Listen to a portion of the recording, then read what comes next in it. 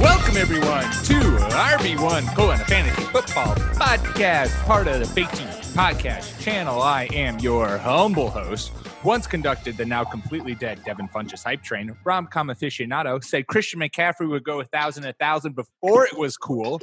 Worshiper of N'Keal Harry and Damian Harris truther, the married one, Pete Rogers. And I am joined by all, as I tell my computer not to restart until tomorrow, the guys. We have DK Metcalf's number one admirer, doubter of Juju Smith-Schuster, proponent for a line of Jon Snow hair products. You heard it here first. Resident old man Clark Barnes, and Sabbath, proud father of Quentin Nelson, WNBA hot take machine, wine connoisseur, and the man who boldly said the Tampa Bay Buccaneers will make the playoffs this year, working girl Jordan Smith, and finally the biggest 49ers fan you know, Arya Stark is his spirit animal. Don't take him to Vegas. The only man who hates Larry Fitzgerald, and the fan of what scientists lovingly call, quote, facts, the ginger normal man Nick Bodiford. Guys, how are we doing today? Good, unlike Agholor. Oh! That was possibly one of the greatest sports mildly related interviews of all time. That man is a national hero on every level.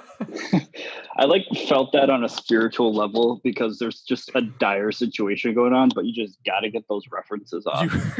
When you have the opportunity to completely dig on Nelson Agholor for dropping multiple game-winning catches throughout the last two games, and you're out here catching babies from a burning building, got to use that chance to make the ref and throw some shade at Nelson Agholor. Also, what an absurd situation to find yourself in. That so it was this building that was burning down in Philadelphia, it seems like, and he was walking by and ran in to help, and then saw the fire trucks and ran outside, and they were getting ladders up to help people down, and then this guy in the building just starts evidently chucking babies out for him to catch. No idea what the scenario is, but what a world to be I am going to now be catching babies falling from a burning building, and then have the wherewithal to be unlike Nelson Agholor. Also, how many babies are we talking about? Right? It kind of sounded like they're just coming out one right. after another. And he's just he's those videos where they see how many punts players can catch from the jug machine, and they're balancing 6 or 7 balls. That's the image I had in my head, where this guy was just balancing 7 babies, and the 8th one's coming down. He's like, shit, how do I catch this? He just got his Nike gloves that make the Philadelphia Eagle on the palms. Just I'm ready. Let me catch these kids. Anyway. Yeah, that man should really be our fantasy MVP for the week. I thought that was a funny reference. I thought that was actually he should be the next Invincible guy. Ooh, starring Mark Wahlberg as him. No, starring that guy catching babies. No, I want his story told by starring Mark Wahlberg. Mark Wahlberg already bought the rights. Hi, Clark. Hey, gang. I'm just enthralled by this Eddie Pinheiro piece that we've got on Monday Night Football tonight. I don't like to be mean to players, and I like people to be successful, but I'm really looking forward to him missing several kicks tonight and getting cut. Is anyone talking about the double doink game other than the people who are on television? I forget it routinely. I don't remember it all that often. That's one of those beats that they just, every time the Bears are playing, somebody has to say it once, and it's okay, we get it. It's the Philly special. And Chris Hogan played lacrosse, and Russell Wilson was drafted in the MLB. All offseason, this has been a horrible theme of the Bears being total jerks to kickers. Yeah. Because one of their kicks was blocked and hit the uprights. So, I'm definitely done hearing about it, but I do understand why we're still talking about it. All right. Well, we got lots to cover on today's episode. We're going to give our fantasy MVPs. We are going to, since we're 3 weeks in, we're going to start focusing on some trends that start to reveal themselves, and we're going to do a little buy low game, hit the NFL news, talk about injuries, and then finally, of course, wrap up with some waiver wire ads. So let's start with fantasy MVP. Week 3 pretty much is in the book. Jordan, we'll start with you. Who was your MVP for week 3? I'm sorry if I'm stealing this from anybody because it's probably a pretty popular bet here, but it's got to be Mike Evans, who, if you were bold enough to actually keep him in your starting lineup, because I know a lot of people, myself included, were starting to lose a little bit of faith in him, but he bounced back in a big way and covered basically a good 3 games worth of points in one game by getting 8 catches, 190 yards, and 3 touchdowns. So, he single-handedly won people games this weekend. So I vote him for MVP. Yeah, we've got 2 votes for Mike Evans. Everyone wants to hear about my fantasy team. This week was one of those weeks where I absolutely smashed it, and the team I was playing did as well. So the second highest point scorer of the week lost, largely because of Mike Evans's performance. So take that, Jessica. Suck it. More importantly, Mike Evans was a tout of mine this offseason. Amidst the Chris Godwin hype, I think we forgot that Mike Evans was incredibly good at football. And three weeks into the season, I was very worried about the staunch position that I'd taken on that. Yeah, but Mike Evans back in the top 5 at wide receiver. So Mike Evans. Yeah. No, and Mike Evans, you 100%, Clark, nailed it, hit the nail on the head, where I feel like a lot of people were, Chris Godwin, new wide receiver 1 in Tampa Bay. It's like, y'all stupid. Let's not forget that Mike Evans is one of the top 5 receivers in the game right now, and you're going to disrespect him like that. How dare you? So I was kind of going back and forth. I did not go with Evans, but what I'll say about him is this. I was going back and forth on whether I liked him in this week, and then I checked out the excellent work of Josh Hermsmeyer of EstablishTheRun.com. The dude's been popping in the buy low air yards model over the last 2 weeks. You just have to trust that kind of intended usage. Air yards is a measurement of intended yards thrown. Basically, if a receiver just catches the ball and gets tackled right there, those are the air yards, and it's counted whether or not the guy catches it or if it's an incompletion. It's an awesome measurement of what they're trying to do with each player on the field. So Mike Evans faithful got me a win this week, but my fantasy football MVP is Dalvin Cook. Still, and it is, man. I mean, this guy was getting he's the running back 1 across all formats in fantasy scoring. Getting that kind of value as your second round pick is too much to ignore. Mike Evans is going just in the same area as him, and although Mike Evans outscored him this week, Cook has been smashing it every week so far. Yeah, Kyle Rudolph, man, come on. the one Falcon that the one Viking we were all putting our money on, truly. I had Mike Evans as my fantasy MVP, but since 50% of the podcast had him too, I'll go Mark Ingram, who again, Mark Ingram was going as a RB3 for the most part. You could get him as your 3rd running back in like the 5th or 6th round, and he just put together a masterful performance against the Chiefs, going for 3 touchdowns and just basically being the only thing in that offense that was working, except for Lamar Jackson's like absurd bailout throws. So there you go. There's your fantasy MVPs for week 3. Shout out to Lamar Jackson and Austin Eckler, who are currently in our 2019 fantasy all-pro list. And I think Mike Evans and Dalvin Cook will soon join them, since it takes 2 votes currently to get yourself into the all-pro list.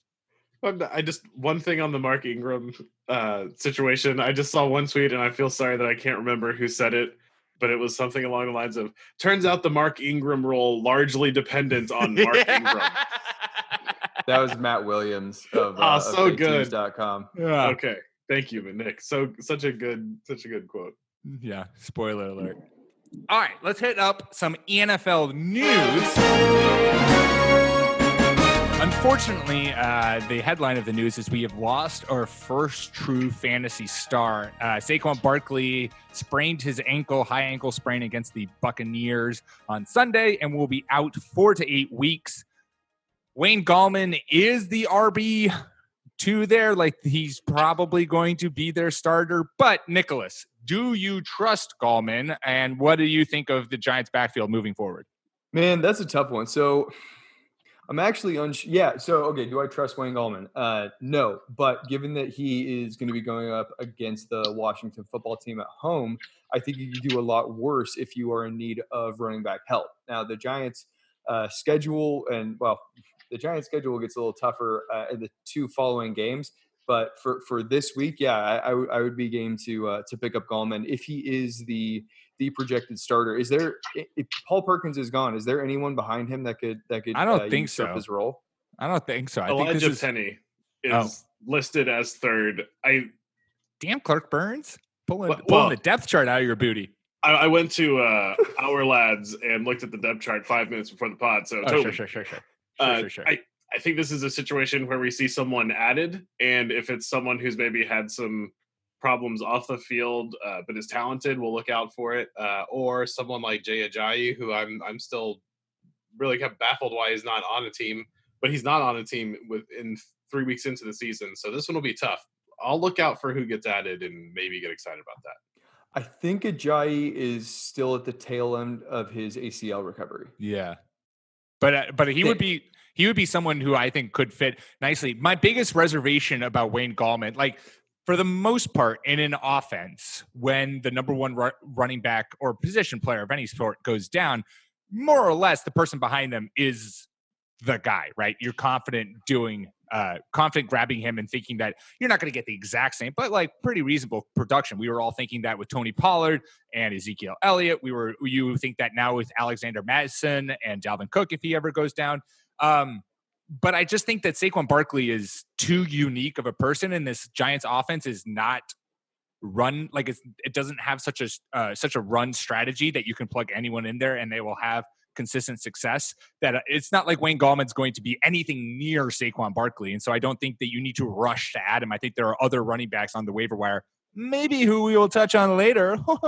Stick around on the podcast, who would provide much more value to you if you were a Saquon owner than going and get Wayne Gallman. In my opinion. Point of clarity, he apparently, according to Reuters, who I did not know covered football, he was cleared in late July. So maybe Ajayi will be signed. We've seen this movie before with Wayne Gallman stepping in and being the starting running back for the New York Giants, but that is with Eli Manning as quarterback. I don't know what to expect out of this offense with Daniel Jones running the show. He may or may not be good. I know after one game, people want to anoint him as the next Giants legend or whatever, but it's too hard to tell right now. But given my past experience with Wayne Gallman, I'm going to try to look elsewhere. Which Giants quarterback gets into the Hall of Fame? Eli Manning or Daniel Jones? I will log off of this podcast. Well, we already know that Eli's not getting into the Hall of Fame. Therefore, Daniel Jones still has the better shot. Eli is absolutely going to be voted into the Hall of Fame, and no one else other than the voters are going to agree with it. But guys, he's going to the Hall of Fame. Burn Canton to the ground. Pete, hit the breaking news button. Breaking news! Breaking news. Nelson Agholor has invited that man to his home for dinner. Yes! He's asking Twitter to help put him in touch with the guy. He said, "Thank you for being a hero in the community. I'd like to have you and your family over." That is incredible. Wow. You know what, Nelson Agholor? Like, good on you. Way to have a sense of humor about it. Like, way to reach out to this guy and get him, invite him to dinner or to hang out with. I became a big Nelson Agholor fan right now. Well done, sir. All right, let's move on in the news. Another positional player that went down, T.Y. Hilton. He had left the game with a quad injury. Nothing seems conclusive yet in terms of like how much time he'll miss. He'll likely still be day-to-day. He was day-to-day going into the Colts game and then re-injured his quad. This offense, though, is rolling with Jacoby Brissett. So, Clark, will this slow Jacoby down, or do we need to be buying some other Colts backup because this offense is just kind of that good?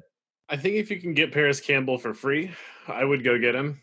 But I kind of stopped paying attention to the Colts when Andrew Luck retired, so I feel silly saying, or when you say they've been rolling right along, have I missed something incredibly significant here? Well, they're 3-0, and Jacoby Brissett has looked like a solid starting quarterback who is, maybe a top 15 QB in the league right now. That's enough for me to be able to kind of buy their offense and think that someone could do something fantasy wise in there. Division rivals, so I've written them off. That's completely. fair. No, They'll I never understand. make it. I understand. No, they're a franchise that can burn in hell. I'm fairly certain. Well, actually, I'm just going to get all QB nerdy with this, but yeah, Brissett's been a QB too. I really don't know who's going to step in here, but I would be very skeptical of T.Y. Hilton playing a full complement of stats this week. They're going against Oakland, and I think that's just going to be the Marlon Mack show. I got Marlon Mack as like the running back 7 this week. I think he's getting like 25 touches, and they're just going to try to close it out with him. I don't know who number. I can't remember his name. I saw him score a couple of times on Red Zone. Number 14 for the Colts. Yeah, Pascal. Yeah, Zachary Pascal, something like that. He might be worth a look if he's getting volume, but otherwise, you might want to look towards like the known quantities in that offense who are going to be getting the ball, like a Marlon Mack or a Nyheim Hines or something. Maybe like a little that. tight end work. Maybe see an uptick in Eric Ebron and Jack Doyle. Maybe Pascal. He only had 3 targets though, so be wary of fool's gold there. It might just end up being the tight ends. It looks like Ebron, Nyheim Hines, and Jack Doyle all caught 4 behind T.Y. Hilton's, or targeted 4 times behind T.Y. Hilton's 10. That's going to be so tough to replace him. Yeah. Well, it'll get spread around the offense. Basically, I think it's give it a week, especially if T.Y. Hilton doesn't play that much against the Raiders, because this could be an injury that kind of nags for a couple of weeks now. And we'll see where that target distribution lies, because I think this offense can provide fantasy relevance. Moving on to the last point of the news. Didn't turn out to be as major as it could have been. Julian Edelman left the Jets game with some rib injuries, but that has come back all fine. So he seems to be good to go. But what is wrong is that James Devlin, Patriots fullback and folk hero, is now on IR. So sell your Sony Michel shares everywhere, because the Patriots are historically bad when they are running without a fullback. Unless they're doing kind of some out of shotgun shit. And they're not doing that with Sony. They're doing that with James White and sexy Rexy Burkhead, who has been looking very good. So this is not a great sign for those who have Sony Michel and think that he could bounce back from an abysmal 2.4 yards per carry to start the season. But don't get your hopes up, buddy. They don't roster 2 fullbacks? They do, but James Devlin is a... Only Bill Belichick has 2 fullbacks on roster in today's football, day and age football. But we'll see how he's able to fill in. But it will piss me off, though, because you can only bring 2 people back off of IR, and they have Isaiah Wynn, James Devlin, and N'Keal Harry. If James Devlin going on IR prevents N'Keal Harry from coming back in Week 8, I'm going to be furious. Oh, it's going to be Devlin over N'Keal Harry. Yeah, I second that. I know. It's going to crush me. It's going to kill me. For real, though, everybody should probably go pick up Rex Burkhead, because he's soundly outplaying Sony Michel and out-touching him by quite a lot. Sexy Rexy coming back from the dead. What is dead may never die. Amen. It's going to be a really great game of again for everybody. Also, the Patriots did the right thing and released Antonio Brown. So brownie points for doing the right thing way too late and then getting pissy when people ask you about it. Good job, Belichick. Kobe Myers. All right. We are going to now play buy or sell. Let's get some good game show music going. And I will introduce the game. To peel back the onion curtain, this is always interesting and guarantees that I'll listen to the podcast because I want to hear what music Pete has selected for the thing. It's time to play buy or sell.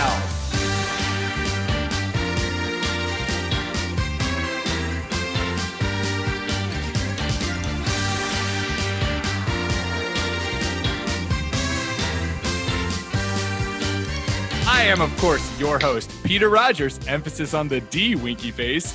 Let's meet tonight's contestants. He hails from Wisconsin and likes to talk with rabbits about what grass tastes like. It's Jordan Smith. Hello. All those things are true. From Texas, he enjoys listening to the horns and shouting of evening commuters. It's Clark Barnes.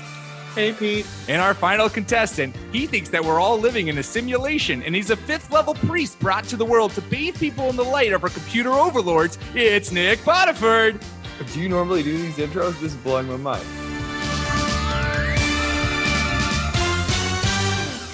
Now, the rules are simple.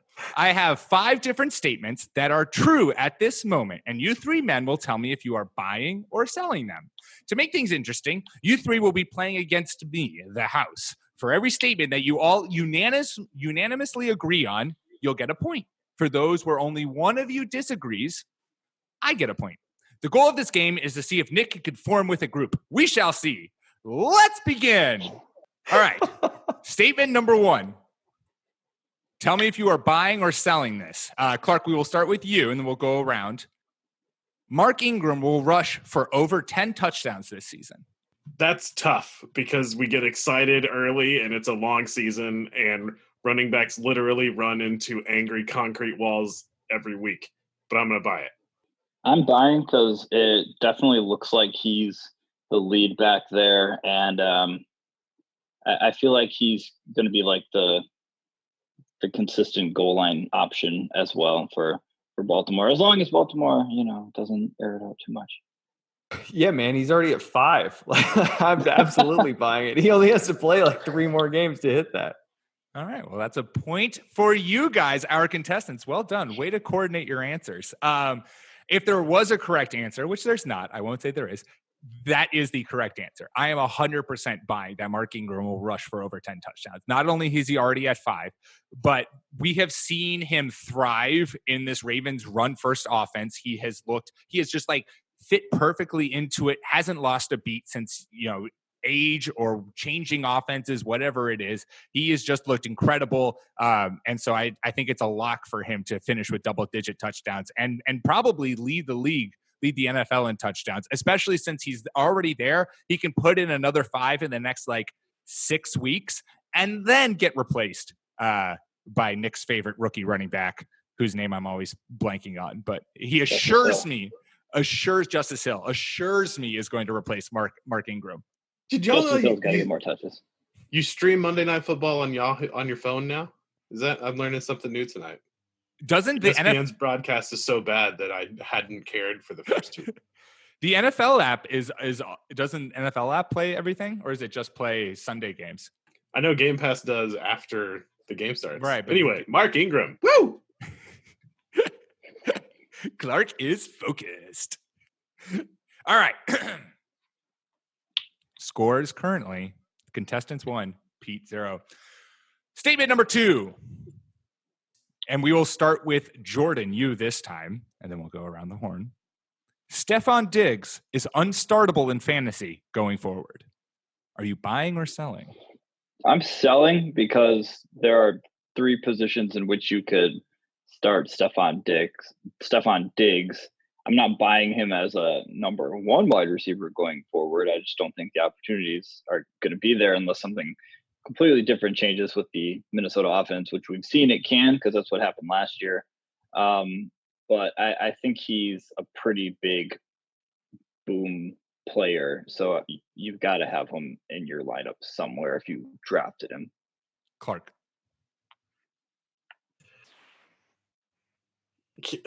Can we all rely on Nick's answer? We'll just give Nick 2 answers on this one. Oh, come on, Clark. Have a definitive answer. Pete, props to you, man. These are well, the last one was a gimme, but this is really good. Well, the last one sucked, but this one is tough. Thank you. So, is he unstartable? I will go with what Jordan said, and I will sell this idea. No, he is startable, but he is startable as a matchup-based flex play, which is not what you drafted him as. And this is something that we talked ad nauseum about through the preseason. This offense is donkey-brained. They want to do stupid things, and that's why you're seeing the greatest year from Dalvin Cook that we've ever seen. But they're letting their 2 receivers go to waste. It's fair, except I would argue that when they have given the workload to Dalvin Cook and kept the football out of Kirk Cousins' hands, they're 2-0. and look like a very unstoppable rushing attack. So I agree that you're not utilizing the weapons that you have on offense as well as they could be. But they seemingly have found a recipe that has worked for them to start the season, and that is to mitigate the amount that Kirk Cousins has to throw the football, which isn't always the best position to have when you're guaranteeing $8 million to your quarterback, but who am I to judge? Sometimes the lower probability variable occurs. Clark, do you have an answer now, or are you going to give me a point, or are you going to sell? Just in general, the Kubiak style offense features one wide receiver, and the second receiver is maddeningly inconsistent. We saw this with I had his name and lost it in Houston for forever. We're starting to see this in San Francisco. It's just not an offense where you're going to spread the ball around, and that's why Dalvin Cook is eating. So that's a sell. Yes. Damn it. There's colluding here. To peel back the onion curtain and I have another nobody cares about my fantasy team segment. I did actually it's to add on to the matchup based area here for the Vikings wide receiver. I did bench Adam Thielen this week for McCole Hardman, just because I thought that Ravens and Chiefs were going to be just air raid. So I wasn't missing any points there, but Chris Godwin should have been the one I benched in that case. But regardless, I wasn't like nervous about having Adam Thielen on the bench, and he just happened to pop off this week. That doesn't mean that he's going to continue. This Vikings, and that doesn't mean any Vikings offense will. Right. This Vikings passing attack is not reliable. I would buy this if I were playing this game. Let the record show.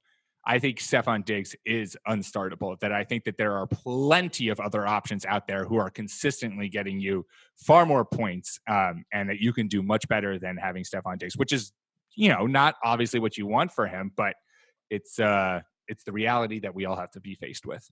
So lowball Pete, if he has Stephon Diggs in any of your leagues, I will trade him willingly. Good thing I didn't buy any shares in him because I'm smart. All right. Statement number 3. Nicholas, we'll start with you. You should be panicking about the Browns offense, but stockpiling on Giants wide receivers. Are you buying or are you selling? Yeah, I'll buy that. That doesn't mean that I'm not starting Odell and Nick Chubb as wide receiver and running back. You're just worried about it. It is okay to be very worried about the Browns offense, but you're also very intrigued by Daniel Jones in the Giants passing game now. Yeah. Sterling Shepard was being used well downfield. Evan Ingram is just like a wide receiver one, basically. I'm very intrigued by the Giants offense, and I'm very worried about John Dorsey being a football guy and blowing up the Cleveland Browns offensive line. Yeah. Jordan, are you buying or are you selling? I'm buying because I think I saw a tweet today in regards to Freddie Kitchens. He said something about he's going to shoulder the blame for not giving Todd Monken the play calling duties. Like, sure, you might as well handicap yourself with the offense and not let Todd Monken do his thing. And I think on the Giants side, I'm not 100% sold on Daniel Jones just yet, but if for whatever reason you can go out there and maybe sneak Golden Tate onto your roster, he's still not back yet, and maybe that's a good little a pickup that people are like forgetting about him at this point. But I'm sure, maybe somebody drafted him, put him on their bench. But yeah, fine. The tweet I think you're talking about, it was a local Cleveland reporter. I can't remember who it was, but what he said was that Freddie Kitchens declared he's not even considering giving play calling duties to Todd Monken, which is not a good sign. Bad move. Yeah. Not a good sign for Browns. Clark, this is the chance for me to get a point. Are you buying or are you selling? I'm selling. It's a long season. Browns have a lot of talent and may need a little time to figure it out. One of the popular counter tropes of the offseason was, hey, we might not want to crown the Browns as the absolute best team in the NFL just yet. They're going to have to sort some things out. And we may be seeing that. I think Daniel Jones is functional, but we always run the risk of new quarterback 3 games into the season is exposed as a total fraud. So let's just hang on and not get excited about what happened last week too much. We have to see how this plays out, and so my fantasy advice would just be to just hold. I'm not interested in the Giants, and I still think OBJ is good. So always trust Clark to be the even keeled. No one freak out. No one worry. And get me a point. I'm back in the game. That's the thing. Clark, you're pivoting from going, okay, everybody, you whippersnappers, let's not get too excited about the Browns stuff. Whoa, don't get more excited about the Giants. The Giants garbage. As long as I'm inconsistent, I feel like I'm doing my job. That's on brand. That's on brand. All right. Before we go on to our next statement, let's take a quick ad break. All right. And now it's time to return to buy or sell.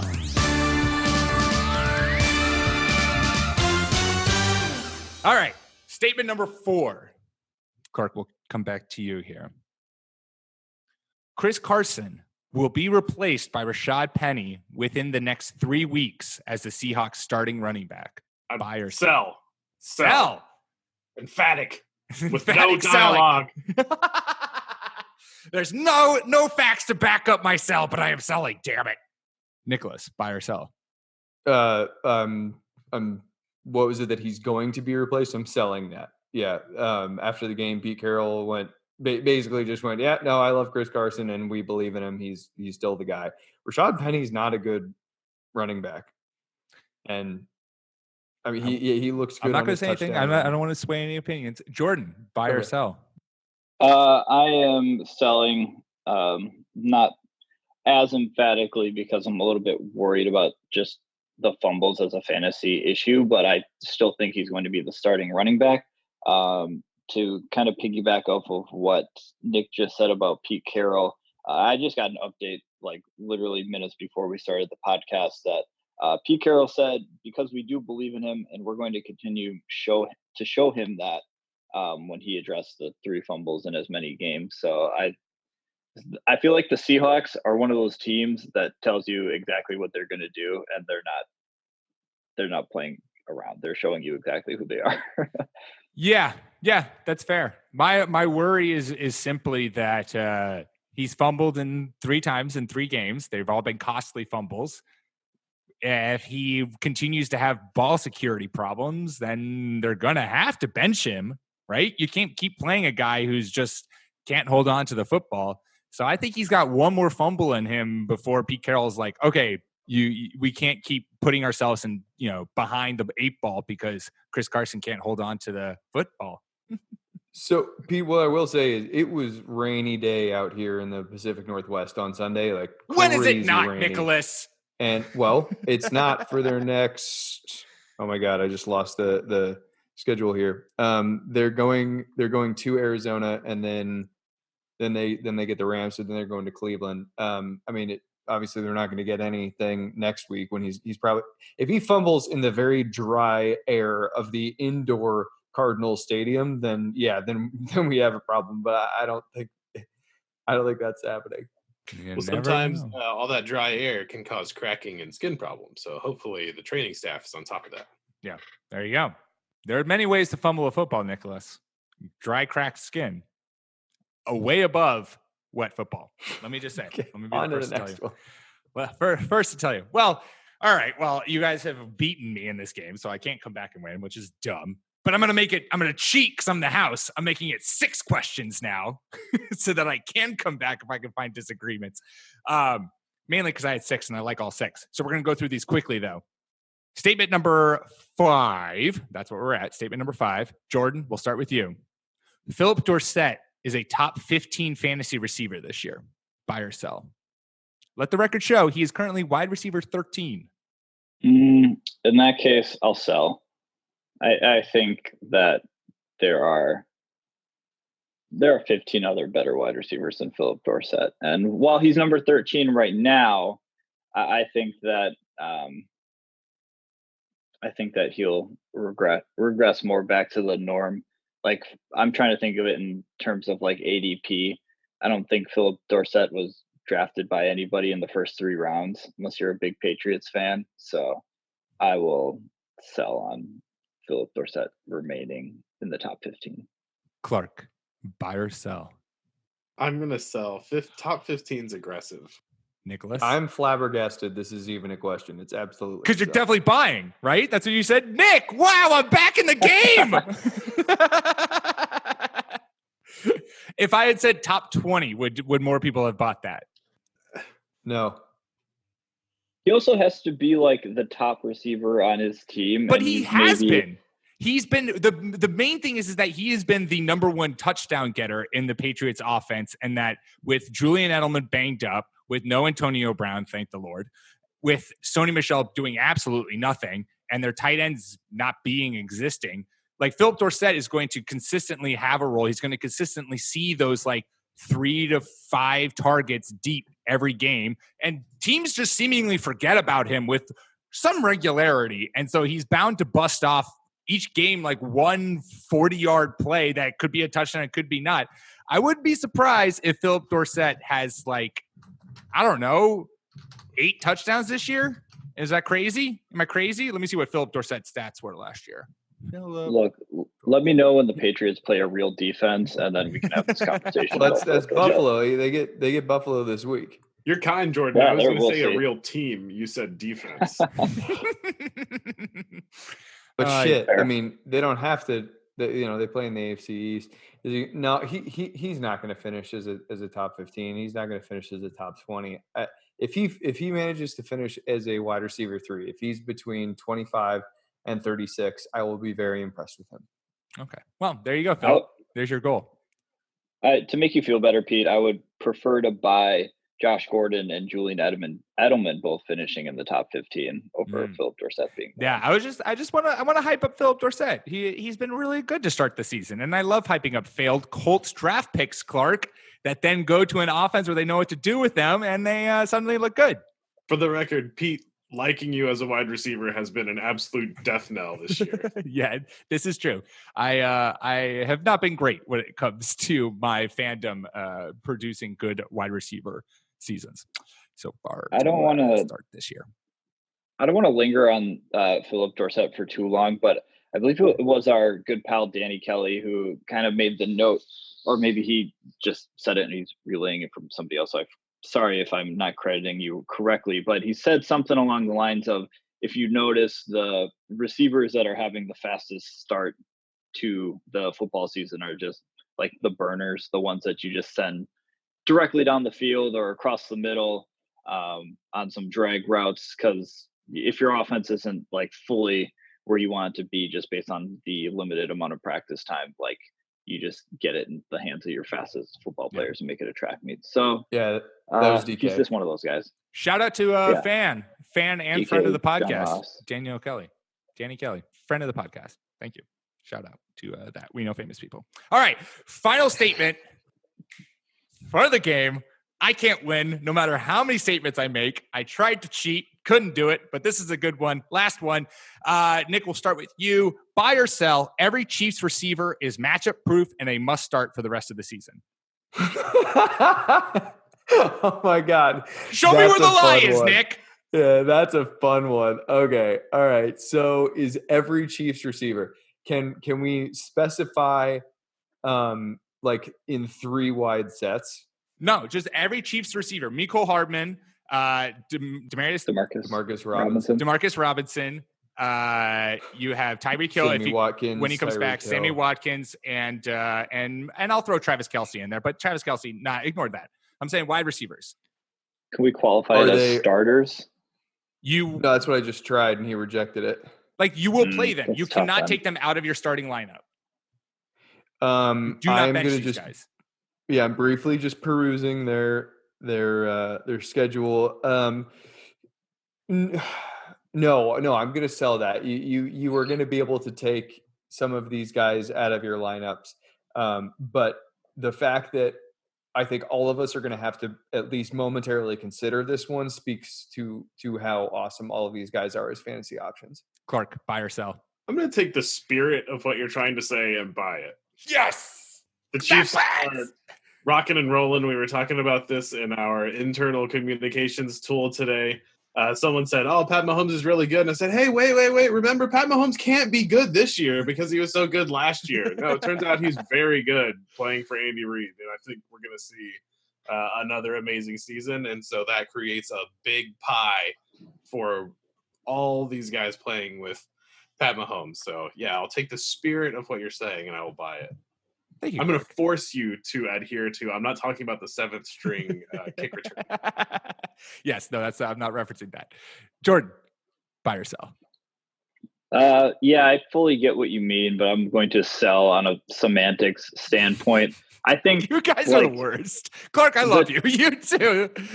The top 3 receivers for the Chiefs are starts, but the person who is kind of, maybe coming in relief, who's getting less snaps in the game is not a start. I definitely when Tyreek Hill is out, you start Sammy Watkins, Mecole Hardman, and Demarcus Robinson. You don't, try to juggle which one is which. If you have one of them, I'm putting them in my lineup because they're pretty big. They have high ceilings in that case. I almost think that out of all these guys, Sammy Watkins is the guy that you sit. Oh. He's drawing so much coverage. He's drawing so much attention that Robinson and Hardman are just running free for bombs every game. Yeah. Sammy Watkins soundly outproducing him. Sammy Watkins is the play for PPR because he's just the more targeted receiver. And he's going to get those. But you're right. Mecole Hardman and Demarcus Robinson, they're the big play guys. Demarcus Robinson had a filthy catch in the red zone against the Ravens. That was fun. Going towards the boundary there. Mm-hmm. But yeah, you are right. Sammy Watkins has 11, 13, and 8 targets through 3 games, which is awesome usage in the Chiefs offense. Just quick follow-up question here. Who are you guys higher on, Mecole Hardman or Demarcus Robinson? Currently, I feel like I'm a little bit higher on Mecole Hardman because I think based on what we saw on Sunday, they might want to do some fun stuff with him. He might be like the guy that gets some rushing yards and like a deep threat type of guy. I'm really high on him. Yeah, I think they're going to start using him more like Tyreek Hill in that they're going to use screens with him, reverses with him, jet sweeps, end arounds. They're going to start running with him, and then they're going to just rip massive bombs to him too. I pass. I don't know. Okay. Yeah, no, I'm of the same mind. I did think that he was going to be able to just sort of elbow Robinson out of the way, but Robinson I don't think is really going anywhere. I do think that he's got one more target through 2 weeks than Robinson does. Sorry, go ahead, Clark. They're both so electric, and Robinson has a year of eligibility, so it's just weighing or not a year of eligibility. He has a year more in the league, so it's just weighing the hot new rookie against the apparently incredibly also electric second-year man. And I just don't think that you really need to choose in the Chiefs offense until Tyreek Hill comes back. I think both of these guys are definitely worth taking a shot on every week. I think we just have to examine it. Well, we're getting way too into the weeds here. Sorry about this. I just think it's worth examining just on weeks where they aren't playing the Ravens secondary, which is just non-existent.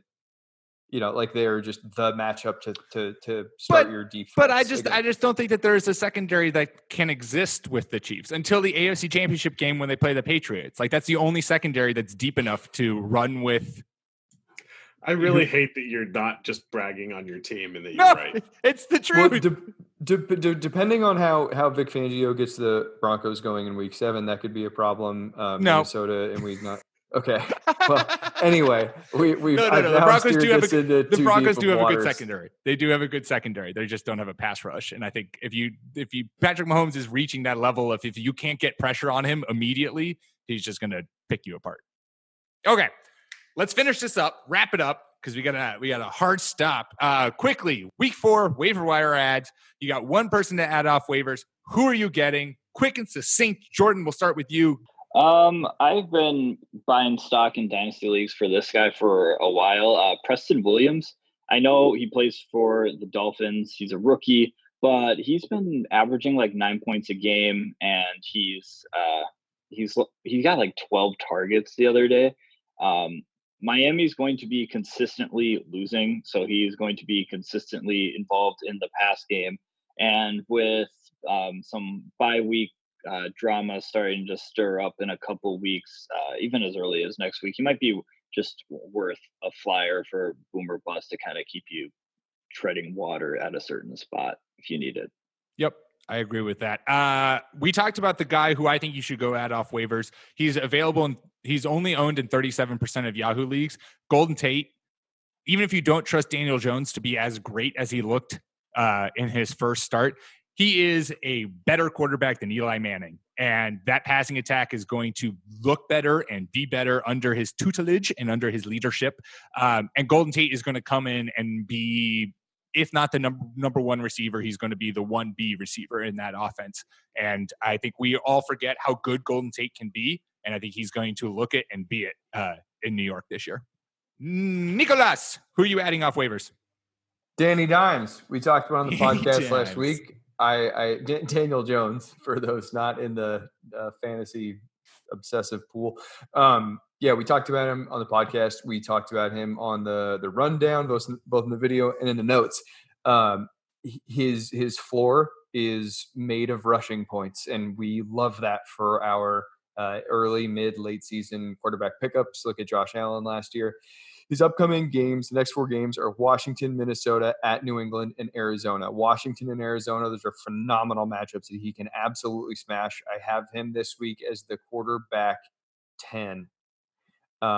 Minnesota and New England are both going to be much more difficult, but hard matchups. If you can get a Russian quarterback scrambling, that's real good for your box score. So if you are at all in need of a quarterback, Daniel Jones is the real deal for fantasy purposes, at least, and you should go at him. Mm-hmm. Clark, wrap us up. Who are you adding off waivers? So I'm going to play the game the way I want to play the game and pivot and use this time to say you should not go and spend all of your fab on Wayne Gallman. Rushing quarterbacks really help running backs, and so I do admit there's some opportunity for me to look really stupid here, but I think people may overreact and spend way too much. I would price and force at 10% on Gallman, and that is the highest I would go. I would not blow a top 6 waiver priority on Gallman. I'll just wait. Yep. I fully endorse that message. I agree. Boom. All right. Well, make sure to subscribe to the Fake Teams podcast channel on iTunes, Spotify, Stitcher, wherever you get your podcasts. Leave us 5 stars and a nice review, because why not? We're nice people. You're nice people. Let's do it. Follow us on Twitter at RB1 Podcast. Follow myself at Pete M. Rogers. Follow Clark at NFL Clark.